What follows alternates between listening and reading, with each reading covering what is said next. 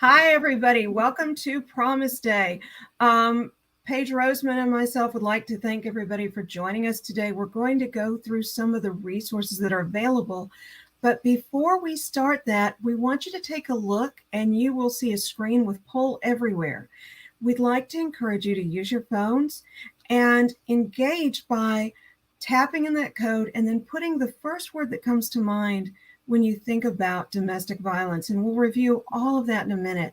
But today is focused on you. So get up your phones, put in the Poll Everywhere code, and then enter what word comes to mind, and we'll talk about those results in a minute. There's an area in the comments section where we're going to ask you to put your first name and your last name. That lets us have attendance. Some instructors are asking for extra credit. Some clubs need it for their attendance logs, etc. So this helps us out. So first name, last name. I know it's tempting to put something like I am Batman, but that doesn't tell us exactly who you are. So we need to know who you are, and that's important to us today. So we'd like to welcome you. This is Fall 2021 Promise Day.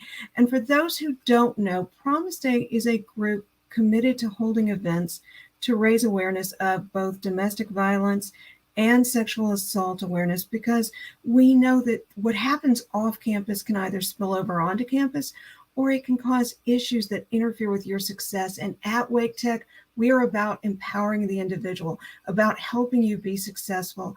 And we need you to access the resources that are available. Now, while you are doing the Poll Everywhere, and I'm hoping you are, I've got my fingers crossed, I can't wait to see what you come up with. I do want to point out that this was started in 2017 in the spring, and it's now, we've had events spring and fall every single year since then, with the exception, of course, last spring things went kablooey because of COVID. But we have had amazing support, not only from our department head, Kim Eaton, and our associate department head, Tori, and the Student Government Association, but from some of the individuals here today, including Title IX, our wellness counselors, our police. So what a lot of students don't realize is Wake Tech is about a community, and it's about building community on campus so that we build a stronger community off campus. Now, some of you may say domestic violence. It has absolutely nothing to do with you, but you'd actually find out you're wrong. We know that most of you will somehow encounter it, whether it is that you go through it or whether it is that a friend goes through it. The American Law Association went through and started looking at statistics, and they found that roughly 28% of college students somehow encounter dating violence, and dating violence is part of domestic violence. So before we go look to see what's coming up on the Poll Everywhere, I want to put some thoughts into your head. A lot of times domestic violence is interpreted as marriage violence, but that's not correct. It is any type of violence with another partner. And by the way, it is not male versus female. There seems to be this issue in our society that we jump to domestic violence being a man beating a woman, but women can also be abusers. Men can abuse other men. Women can abuse other women. In other words, it is something that occurs within a relationship. And there are going to be some warning signs. We're going to talk about those tomorrow with Sharice Potts of Interact at noon. But for right now, Professor Roseman, could you take us over to Poll Everywhere, and let's see if we've got some results coming in. And I am old, so the reading glasses have to come out. And let's see what we've got. Absolutely. It looks like we've had about 14 or 15 responses. I hope that we'll have a few more, and you can feel free to respond to this poll multiple times. Yeah, and I noticed some themes going on, like fear and hurt. And that is one thing I want to point out. A lot of times people think of domestic or dating violence as solely being physical. And something Interact will also address tomorrow. It can be physical, but it can also be emotional, financial, psychological. It can be, we talked with Dr. Renee Lamphere this morning from UNC Pembroke, who did our first Promise Day event. And she mentioned the fact that there was a financial element, that there was this gaslighting that went on continuously. So one thing we have to do to empower each other is to broaden our definition a bit, because we want you to be healthy and to have good lives. But that also means recognizing when things aren't quite going right. So looking at that emotional side, if you're in a relationship where you're feeling worse instead of better, that's definitely something to discuss with someone. We're going to actually address that in a little while because we have a wellness counselor here who is willing to talk to you about what services they offer, and they really are a great resource for students. I have never had a student who went to them who didn't tell me later how wonderful it was for them to have that opportunity. We have Title IX. A lot of students don't realize that Title IX is not about sports anymore, that it is about providing a safe, supportive campus environment so that people can learn without having things get in their way that shouldn't happen. And for those who don't know, the Wake Tech Police are absolutely phenomenal individuals. Charlie Core has been with us from day one. So he was even with us in spring of 2017.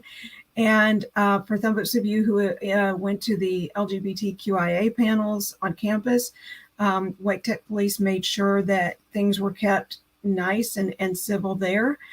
We really could not do it without them because they are one of your first lines of communication if something's going on. And I've even had students go to them where they said, I don't know if I'm being abused, or I don't know if I'm right about the situation, but my gut tells me I am. So this is why it is so important for you to learn about these resources. So even if you don't use them, someone else can. And let's see what else we got. Fear is a big one. I brought that up before, but that one really gets to me. Fear, hurt, and Paige, I am old. Some of it is really, really small. No worries. I was just going to add into the ideas you were highlighting as well, that helplessness piece. And part of our hope today in introducing everybody to campus resources and making sure you have a face associated with the name and you feel comfortable accessing resources is to help provide that support and to make sure folks don't feel that sense of helplessness, that they feel like they can reach out and get the resources that they need. And so Professor Roseman's actually going to introduce the speakers, but I want to put this in the back of your mind. Listen very carefully today. Look at some of the resources that are available. If you don't need them right now, that's fine, but maybe you know someone who does. If you're not sure if you need them, there's non-emergency numbers on campus that you can call to get the help you need. Never let anything be a barrier to your learning when resources are available. So Professor Roseman, I will turn it over to you, please. All right. And I am going to stop sharing. Did that work? Yes. Okay, awesome. So I believe we're going to get started this morning with, or this afternoon, I should say, with Title IX. And Paul Jenkins is going to speak and share first. So let me just give a little bit of background here. Paul works in workforce continuing education and has been with Wake Tech for 18 years, working with non-degree students. He's primarily at the Scott Northern Wake campus and has had the opportunity to serve as one of the college's Title IX investigators for the past 6 years. Just a fun fact as well here, Paul has a son attending Wake Tech in his second year, so an employee and a parent. That's a big deal. Thank you, Paul. Thank you. I also have Ms. Chris Ross on the line here, and I'm going to let Chris introduce herself a little bit, and then we'll jump into our little mini TICS talk in this session. Yeah, Paige, we're a little reversed here, so if you want to do both bios, you can. Thank you, Chris. I will, if you'll give me just a second, and then I'll turn it back over to y'all. Thank you so much. So Chris is the Director of Benefits and a Title IX officer here at Wake Tech, and her journey with Wake Tech started back in 2013. She currently serves now as the Director of Benefits and has more than 23 years of progressive experience in HR.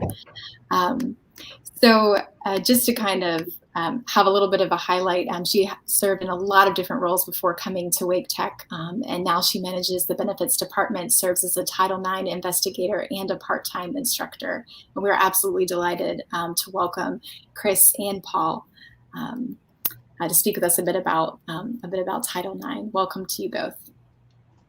Yes, thank you. Thank you. We love to show presence, as part of the team of resources that we actually have here at Wake Tech for faculty, students, and staff. So thank you for inviting us. We want to kind of give you a closer look into Title IX. So I'll start with a little bit of the history and background of how Title IX came about. So on the next slide, we'll actually talk about the background of Title IX.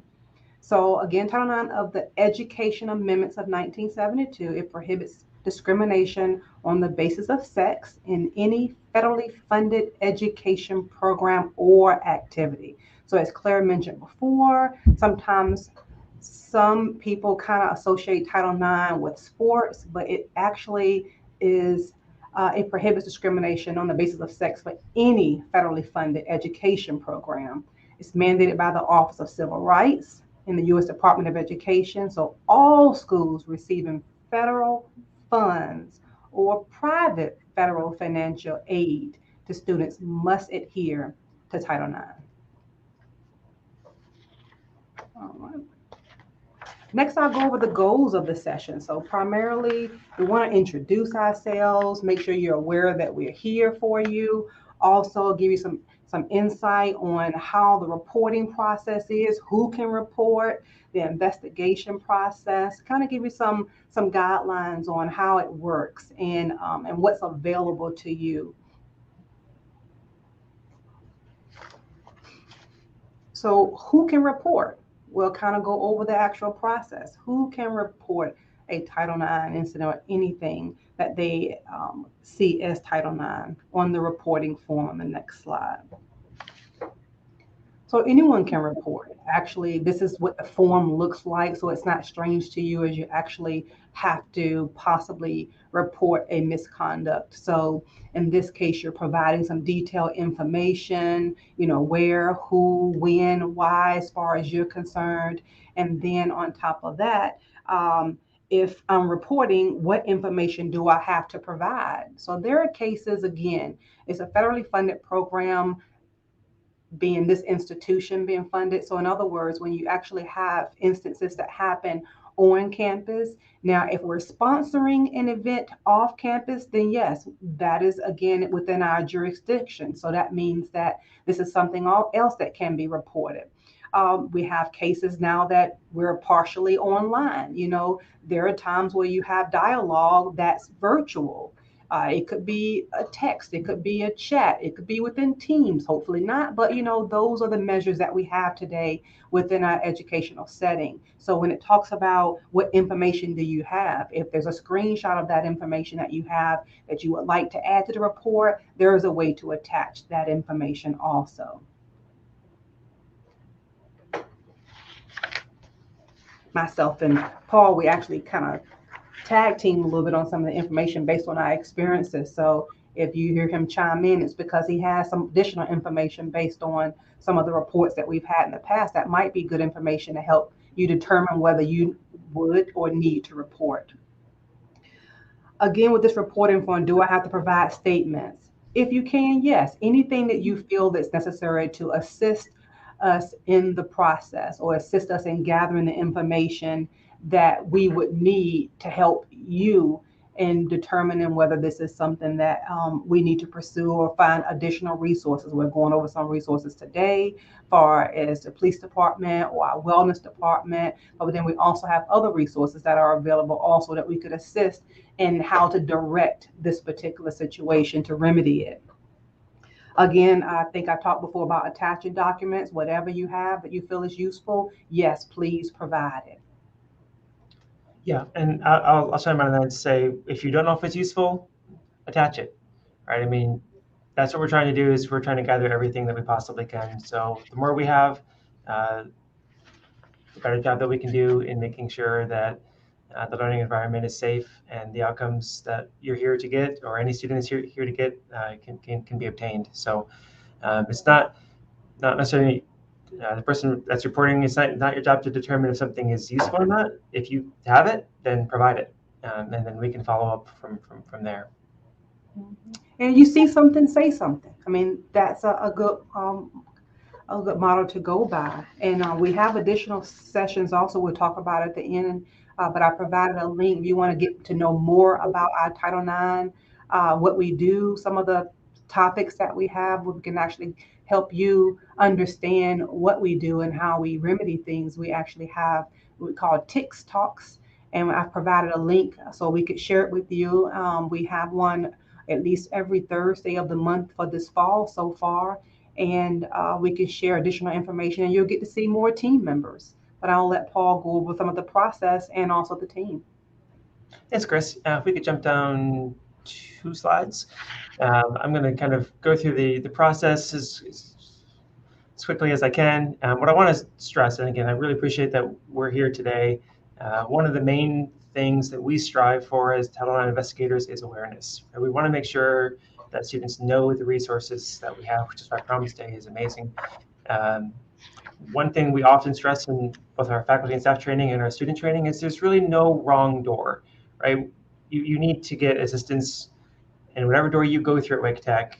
We should be able to connect you to that help. And so this is a phenomenal place to do that. We'll talk about some resources at the end of this.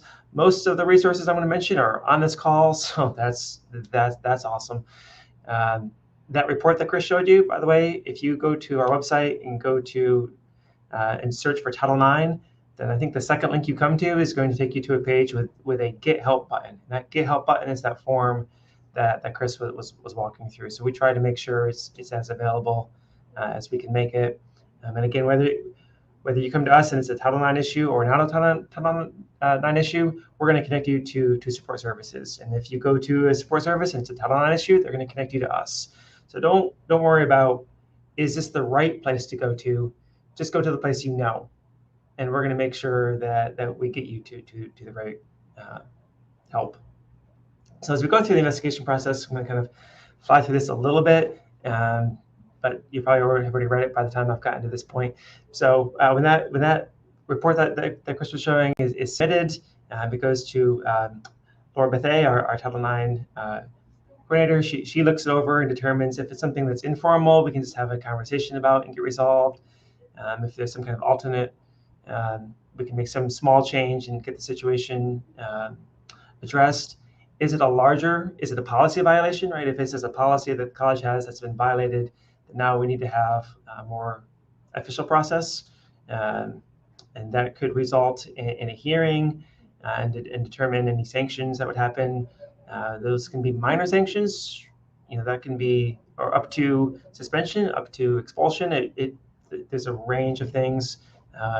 We'll work with campus police. We'll work with basically everybody on this call and beyond to make sure that the situation is remedied, that the community is safe, that the goals that students have for being here can be met.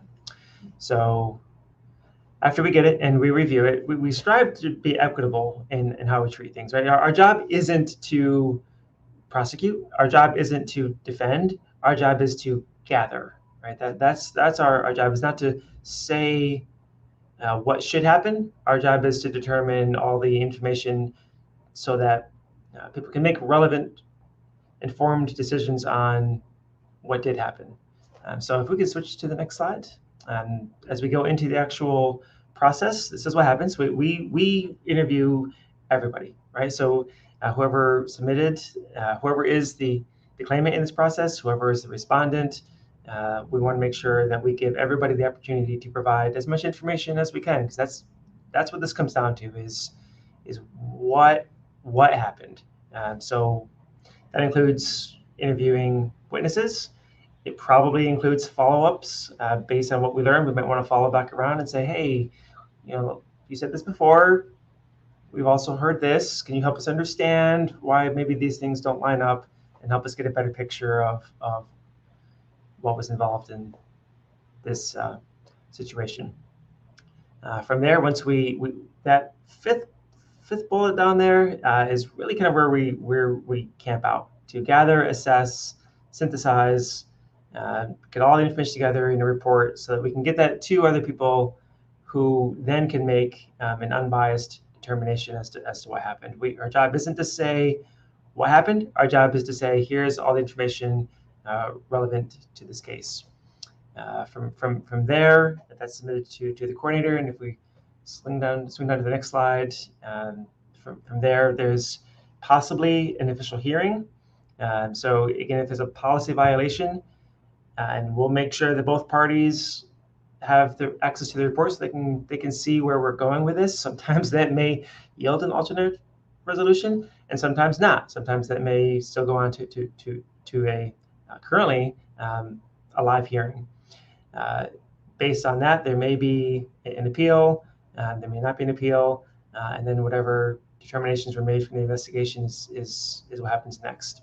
So that can take 30 to 60 days for the investigation, and then there's the hearing and the appeal process. So we try to get it done as quickly as we can, because we know a lot of people's lives are in turmoil during this process. There's a lot of upheaval that's going on. So we try to get it done, but we want to make sure we get it done right. So if we can get it done more quickly, we will. If it takes a little bit longer to make sure that everyone's being heard and everything's being gathered, then we'll get it done as quickly as we can, while still being fair. Swinging down to our team. So we've got a good team at the college with our Title IX coordinator, Ms. Laura Bethay, and then we have our deputy coordinators, Ms. Penny Clark and Karen Finney, and then we have 4 Title IX investigators. We have 1 vacancy right now, so we're filling that one, but hopefully we'll be back to a full team of investigators soon. And then we also now have advisors that work for the college, as well as hearing officers for when it has to go to an official hearing. The last 2 slides that I won't spend too much time on, because they're all here, so they get to talk about these great resources, is our Wake Tech support services on the next slide.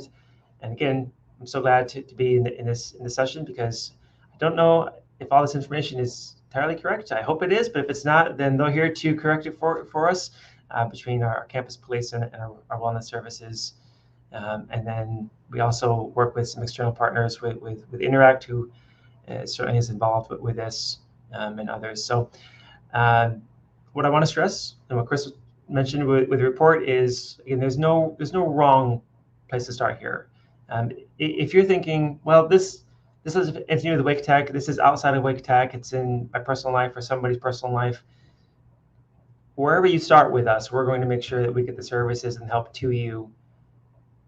So if you start with us, then that's perfectly fine. We're going to get you connected to the services that you need, and there may be crossover at some point, right? It may be that it doesn't start off as a Wake Tech issue, as far as the respondent being somebody who's at Wake Tech or it happening at Wake Tech, but it may at some point, and at that point, it does become something that we can do something about, right? It may be that that person can't come onto our campus, or be at Wake Tech sponsored events, and we have control over that. So that's what I wanted to leave you with, is that awareness, and that there is no wrong door to getting help here. So I appreciate the time, and I will turn it back over to you. Thank you very much. I really appreciate Paul and Chris, y'all taking us through the many different steps, and just reminding us of no door is a wrong door. So working to connect folks with resources. And I wanted to just make sure that folks know you are welcome to ask questions, and you can put those in the chat. We'll probably swing back around to those towards the end, but if you do have questions, and thank you, Sarah, I see the message there, you can go ahead and put them in the chat. And I'll go ahead and introduce next. We have a representative from Wake Tech Police, Charlie Core. And let me just give you a really quick background here before I turn it over to Lieutenant Core. So Lieutenant Core has been with the Wake Tech Campus Police since 2012 as a patrol officer, detective, and in his current role as administrative and investigations lieutenant, he has served on the behavioral assessment team since arriving at Wake Tech. And Charlie Core comes to us with vast experiences, serving 20 years with the New York City Police Department as a police officer and detective. And with that, I will turn it over. Thank you for being here. Okay. Good afternoon, everybody. And thank you for having me. I just wanted to start by echoing something that Claire had said earlier. You know, I understand that dating violence, domestic violence occurs in all relationships. My experience as a police officer really has only been between a man and a woman, with the male being the aggressor and the female being the victim. But I do want to make it clear that it happens in all types of relationships.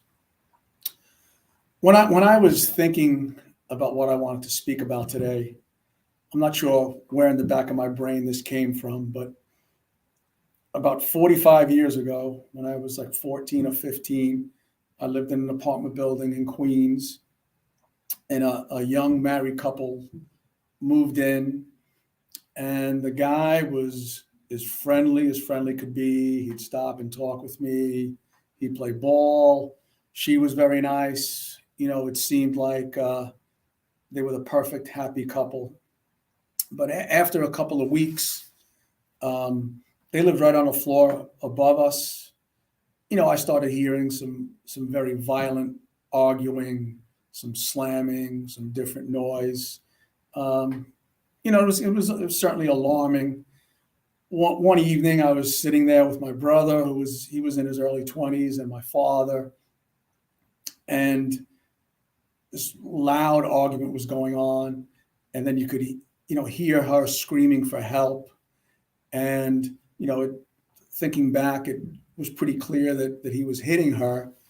And I was young, I didn't know what to do. My brother said something to my father, and my father said something along the lines of, they're a married couple, let them work it out. And unfortunately, that was the way domestic violence was way back when. Fortunately, it has changed a great deal. I mean, it could never be foolproof, but now when police are called, if there's any evidence of violence and where one person is the aggressor over the other, an arrest has to be made. If down the line, if an arrest isn't made and it's shown that it was evident, a police officer could be suspended, they could be fired. And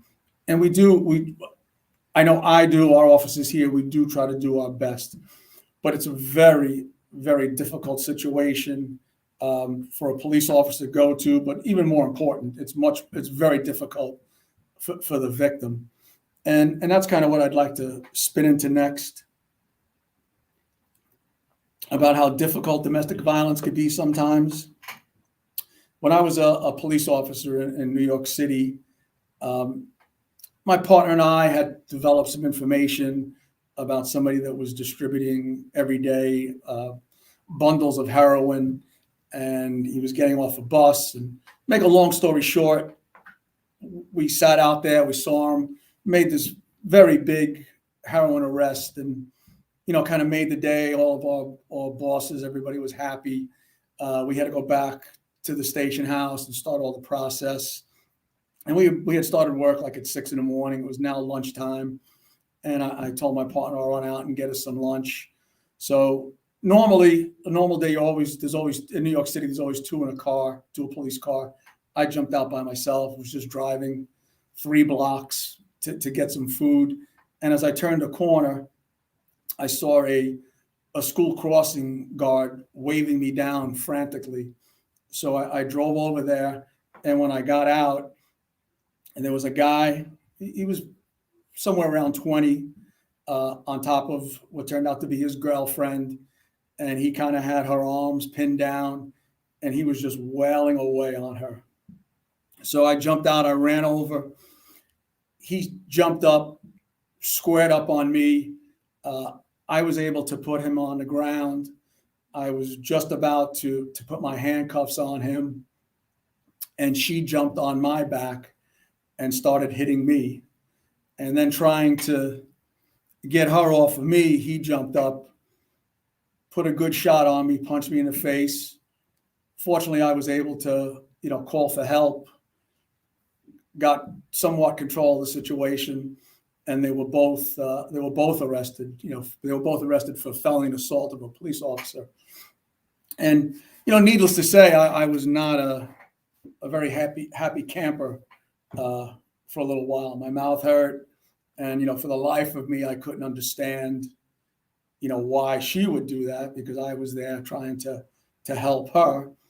And when things calmed down after a couple of hours, I spoke to her and I said to her, I said, why did you do that? I said, and she was all bloodied up. She was lumped up. I said, why would you turn on me when I was trying to help you? And she looked at me and, basically said, he could do whatever he wants to me, but nobody's going to hurt my man. And, I didn't understand it. I didn't grasp it. And I think it took a while before I did learn through handling all these cases, that domestic violence is very much about control.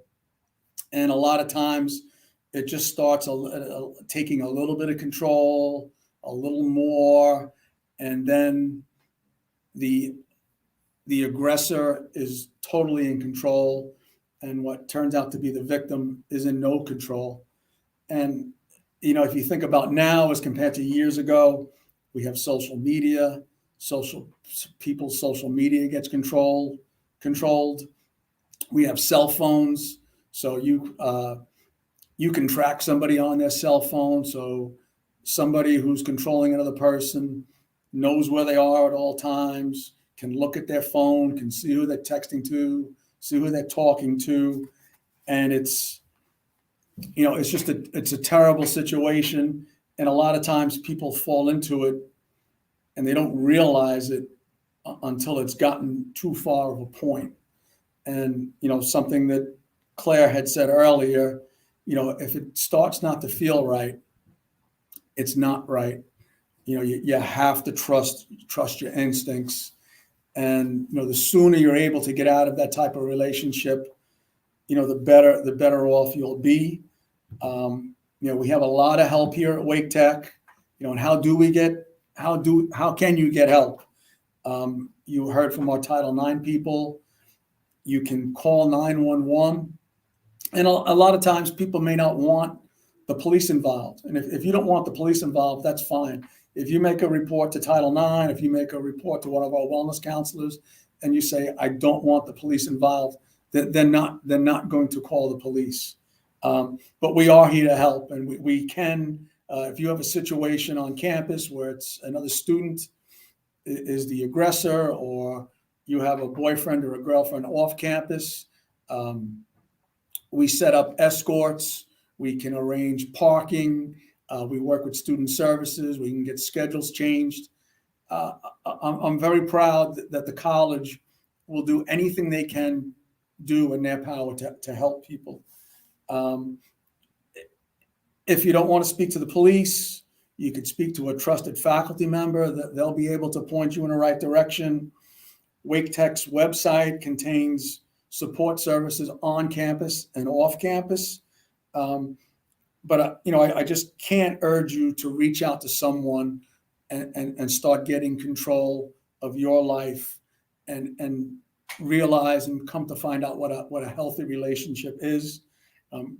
Dating violence and domestic violence, left untreated, can just have a lifelong effect on future relationships. And my personal belief is if you don't get help, if you don't deal with it, it's very hard to overcome on your own. So with that, I'd just like to thank everybody for attending. And again, thank you for the honor of asking me to speak. Thank you very much, Lieutenant Corr. I also just wanted to repeat that if y'all do have questions, feel free to add them to our chat. That's the way that we're able to all participate and be part of this together. So with that, I'm going to go ahead and introduce our wellness counselor on the call, Amanda Allen, and then I will turn it over to her. Amanda is a licensed clinical mental health counselor associate and has been at Wake Tech since November 2019. Prior to working at Wake Tech, Amanda worked as a nonprofit providing community mental health counseling to children and to adolescents in Wake County, as well as an admissions clinician at a psychiatric hospital in Raleigh. When on campus, Amanda works primarily at South Campus and once a week at RTP. Thank you for being on the call, Amanda. Thank you so much for having me here. So I'm going to try and share my screen here.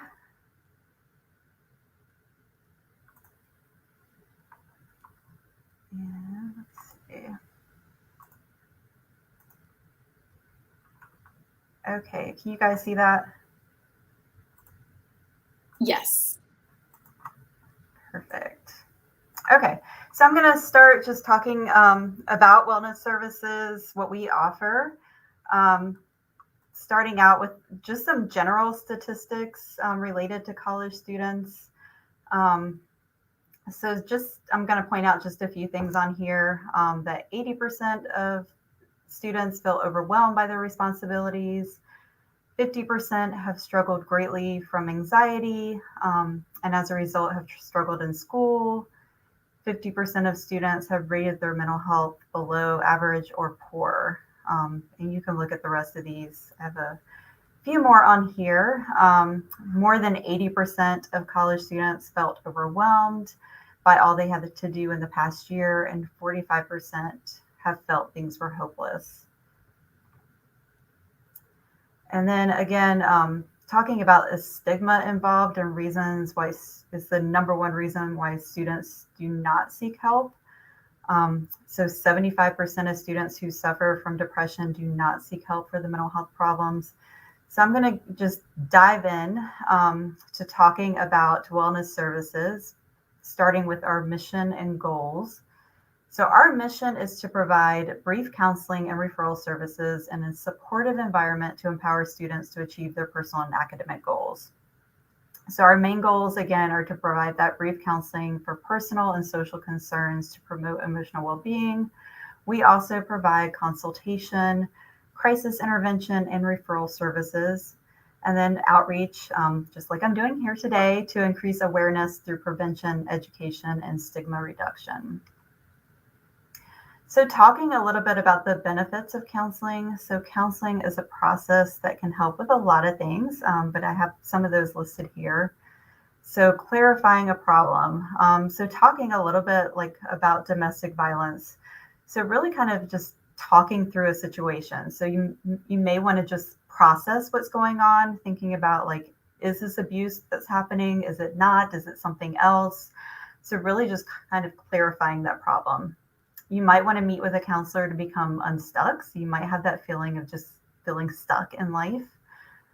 Regaining a sense of control. So again, talking about domestic violence and that control.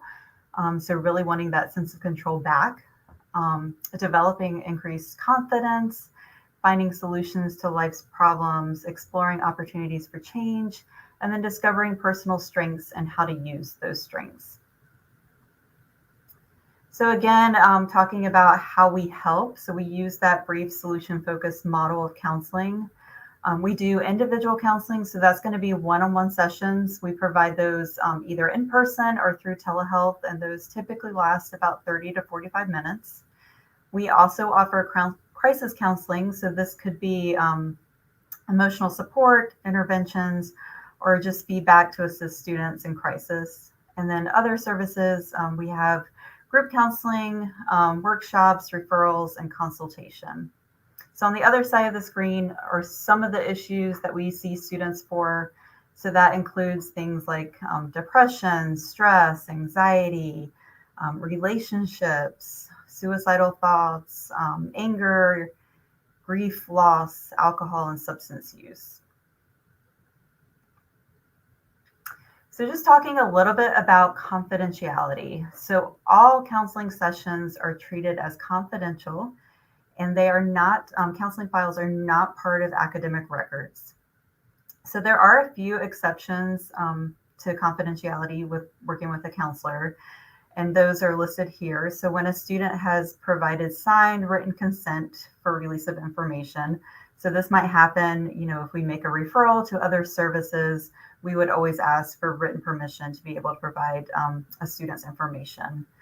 Other reasons are going to be more for safety. So if a student expresses intent to harm themselves or another person, when there's reasonable suspicion of abuse or neglect of a minor child, elderly person, or dependent adult. And then the other two are going to be less frequent that they happen, but when we receive a subpoena or court order that requires us to disclose information, and typically that's going to happen if somebody is already court involved. And then also if a counselor deems it necessary to consult with other counseling staff. And that's really just to provide the best care for a student. So eligibility, wellness services is free to students currently enrolled at Wake Tech. I do want to note that students that are not currently enrolled are welcome to contact us for referrals to local community services. So we don't want to turn anyone away. So again, you can have that first session and we can find referral services. And just to note here, you do not have to have a mental health diagnosis to meet with a counselor. So like I mentioned before, you might just be feeling a little bit stuck, need to take time to process something that's going on in your life, but it is not a requirement to have a mental health diagnosis to meet with one of us. And then moving on to how to make an appointment. So like I said, we are available in person and virtually. We have online scheduling through MS Bookings, and we can be reached through our website at wellness.waketech.edu, and then clicking on appointments and contacts. You can also make an appointment by contacting us directly by email or phone, or email our general inbox at wellness@waketech.edu. And then once you do schedule an appointment, you'll receive an email either from myself or Elaine, who is our other counselor, with forms to complete prior to your first appointment. And that's going to be an intake form, just gathering information about why you're making the appointment, a disclosure form that shares a little bit more about counseling services, confidentiality, and the process of counseling, and then consent to teletherapy if you are doing virtual counseling. And then at the bottom, you'll see what it looks like on our website of how to make that appointment. I do want to mention that we also have an online tool that is available for Wake Tech students. That is called Therapy Assistance Online, or TAO. So this is a free self-help tool. It's also available as an app. And on here, there are over 150 sessions for mental health and wellness concerns. There's also a lot of mindfulness activities, deep breathing activities. You can track your mood and do other assessments. Those that are interested in registering, you can do that at us.taoconnect.org/register. And if it's helpful, we can share some of these links, but they're also on our website under resources. Again, that's Therapy Assistance Online. It's just a great self-help tool. If you do sign up for this, it is completely anonymous, so we don't see any of your information or anything that you're looking through on this app. And again, just talking about additional resources. So we are on Twitter and Instagram. So we do post any events that we have coming up, additional resources, and that's for both of those is out WTCC Wellness. And then on the other side, we have on our website, you can see that we'll have student resources. We have a bunch of wellness tip sheets for students. So you can click through here and see like self-care tips, managing anxiety, developing a school life balance. There's also a page devoted just to coping with COVID and a lot of resources on there. You can look through and see our services offered, information about Therapy Assistance Online, and just additional resources. And then again, like we've been stating, if there are questions, please put those in the chat. So myself and Elaine are the two counselors, and Elaine is going to be primarily at North Campus, and then she is once a day at Perry Health as well. And I'm going to stop sharing, but I do really appreciate the opportunity to be here. I know there's some faculty on this chat as well. So I do want to say if there is any faculty that wants to make a referral, again, just reach out to myself or Elaine via our main email. You can do that at wellness@waketech.edu. You can also just make a referral. You can give us a call, check us out on Teams. whatever way, we are more than welcome to talk to any faculty or student in need. Thank you so much, Amanda. I really appreciate you sharing with us about wellness services. And I think something that you wraps up with as well, despite the extra challenges of the last couple of years, I am grateful that all of these resources that you see represented, from wellness to Title IX to the police, there's multiple ways that you can contact them and get in touch and get the support that you need, depending upon your access and your comfort level. So thank you all for sharing those as well. I'm going to turn it back over in a second to Professor McElvaney, but I just wanted to repeat that if you do have questions, feel free to add them to the chat as well. So while you're thinking, because I know the hamster wheels have to be turning, and by the way, I apologize for the spinning computer. I have cats who are trying to help because they like the plug-in cord. But one of the reasons this is so important, I think I mentioned before, we started this in 2017, and we did one event, 200 students attended. And then over the next, I think, Paige, what was it, like 3 weeks, we had students trickling into our office. And of course, that was a lot easier because it wasn't COVID yet. And people could like stumble in and go, hey, you're that lady I saw, and I have a question. And we ended up referring a lot of people over to police, Title IX, et cetera. But there was one case, and I'm allowed to tell you by her, as long as I tell it in a way that's kind of broad. So I had a student who was hyper brilliant, and she's had me for 4 different psych classes. And I just an amazing, brilliant person. And she said, I have a friend who's had something happen. Can I have her come talk to you? So, of course, I said yes. And when she came in, she said, I don't know if this counts. Okay, now I want you to listen very carefully to this. Does it count? Well, it bothered you enough to tell your friend to ask someone.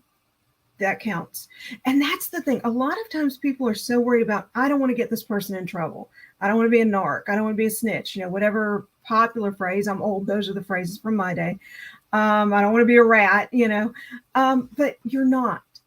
If it is bothering you, it's kind of like if you have sand or a rock in your shoe. You walk around with it and you think you can ignore it, but it festers and it festers. And then it starts to interfere with school. And the next thing you know, your grades are falling, your life's falling, and you're not meeting the goals. And what a lot of students don't get is we don't just have this mission at Wake Tech of making you better students, helping you be successful in the community. We mean it. That's one of the differences.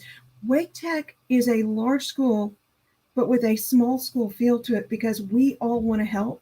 We all want to reach out. And so what happened is we had that student then talk to police who recognized that actually it had been a sexual assault, even though there was not a rape. A lot of times go, oh, well, it has to be rape to be sexual assault, but there's groping. There are other things that count. And so we were able to get resources there. I had a student who was getting mooed at in a classroom, and it was disturbing her, and that's bullying. And if you've ever been bullied, or if you've ever seen bullying, you know how impossible it makes it to learn in that environment. It's not mentally healthy to endure it. It's also not mentally healthy for those around you. Now, why should you use these resources? A lot of times students are not aware. When you do not use resources, the budgets for them go away. Welcome to a lovely fact of bureaucratic life. So we need you when you know of something. Firstly, because we want you to be safe. Secondly, we want the campus to be safe. But I want you to think of it not as a weakness, not as saying it's an issue, but as strength. You are not only advocating for yourself when you say there's a problem, you're advocating for those who come after you, because by using resources, you ensure those resources are there for the next person. And a lot of students don't get that.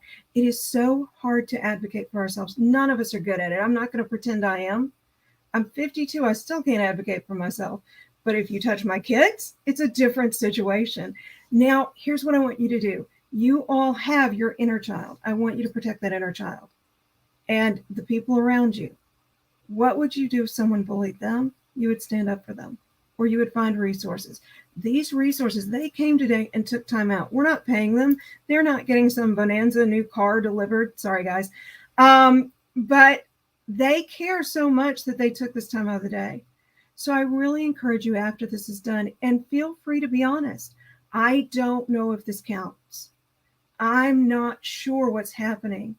You know, it's not a bad thing to ask questions. And so I really encourage you to do that. By the way, we do have tomorrow, we have Cherise Potts of Interact coming, and she's going to talk about warning signs that maybe you didn't even realize were there. We want you to really start thinking it through, and we encourage you. So I will turn it back over to Professor Roseman.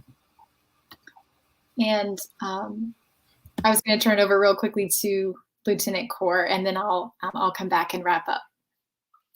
I wanted to add real quickly, we often run into cases where the person doing the stalking, doing the harassing, doing something inappropriate doesn't even realize it. So when it gets reported, you know, you're not a rat, you're taking care of yourself. But a lot of times, you know, the person doing what's wrong gets either called in by the police, gets called in by Title IX, gets called in by student conduct, and they are made aware of what it is they're doing, and they realize the consequences. I could be arrested. I could be thrown out of school. This could be a bad mark for the rest of my life. So it is important to report it. Thank you. Thank you so much, Lieutenant Kaur. And I don't see any questions right now in the chat, but if you do have questions, feel free to drop them there. I am incredibly thankful for all the people on this call, all of the presenters here with us, part of our Wake Tech community, and all of the folks who have listened in, faculty, staff, students. I think I speak for everyone on this call when I say that the more that we are educated and empowered and looking out for each other, you know, the safer community that we can create.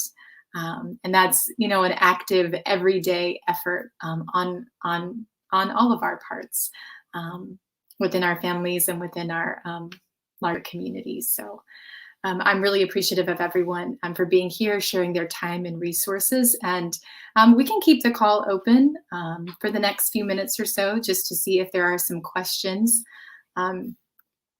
And if anyone who has already presented wants to chime back in, you're welcome to do so as well. I believe that some information will be shared in the chat too about something that Professor McElvaney mentioned. We have one more event coming up on Wednesday from 12 to 1, and we'll share the YouTube link there. And this event features Cherise Potts, who is a community health awareness coordinator for Interact. And Interact is a community organization that Wake Tech works closely with. They provide a ton of really important resources, especially for victims of dating and domestic violence. And specifically, Cherise will be focusing on some warning signs in close relationships, what we can do to recognize those and help address those. And I do see, let's see, I see a question here. A couple, starting out with Ms. Mebin, are counseling sessions available outside of school hours? So we are available Monday through Friday from 8 to 5. However, we are happy to help you with referral services. We do have a contract with New Leaf Behavioral Health that does offer counseling sessions for Wake Tech students at a reduced rate, or, you know, if you do have insurance, we can go through, you know, whoever you have your insurance with. We have a lot of agencies that we work with and make referrals to that we know have extended hours. So we're definitely happy to help with that. Thank you so much, Amanda. And Donna Lewis, is there a requirement to be the direct victim to receive counseling? Can you seek assistance if a family member has a situation that affects the entire family? Yeah, so absolutely. I mean, there is not a requirement to be a direct victim. So even witnessing domestic violence can be very traumatic and, can associate a lot of feelings with that. So certainly coming to counseling to be able to process those things, it's important. I will also say, like, if you're in a situation that does not fit the description of abuse, but you're still having a lot of feelings around that relationship, that maybe it's an unhealthy relationship or, a toxic relationship, it's still important to seek counseling to kind of process what you're going through and talk about unhealthy or healthy relationships. So I think in any of those situations, counseling can be beneficial. But certainly, being a witness to domestic violence, whether that's in your family or friendships, can be very traumatic. And I see another question here from Angel. Can you help find a referral that accepts our type of insurance if we are having trouble finding someone ourselves? Yes. So I would say please reach out. I know the process of finding a therapist or, trying to find somebody that does an assessment or testing, it's a hard system to navigate, especially like the insurance system is really difficult to navigate. So Elaine and I are really happy to help you with that. Typically, we will contact places to make sure that they have openings, and we'll do our best to accommodate, like if you're looking for in-person or virtual, if you have a preference, male, female, if you have a preference on race or ethnicity, we'll do our best to accommodate those things. But yes, definitely reach out and let us know, and we can help you get a referral to somebody.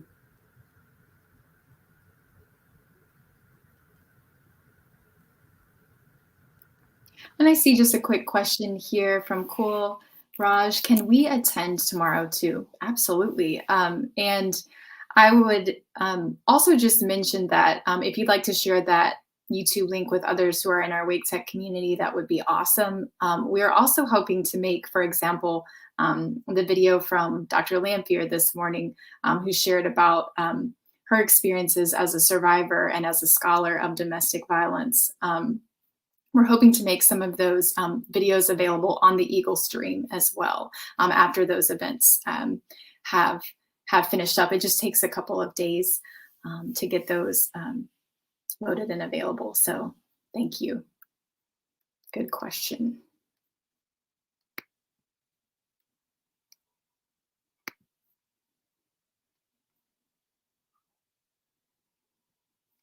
All right. And thank you for everybody who did ask questions. And if there were questions that you didn't get to answer, get to have answered here today, or if something you heard here really stuck with you, I hope you will reach out to campus resources, reach out to your faculty, reach out to folks who can connect you with resources as well. Thank you for everybody who's been on the call too.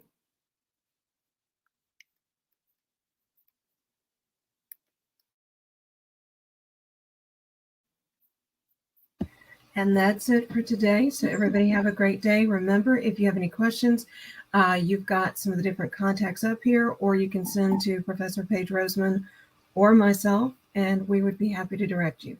Have a great rest of your day. Hope to see some of you tomorrow at noon. Bye. Thank you, everybody.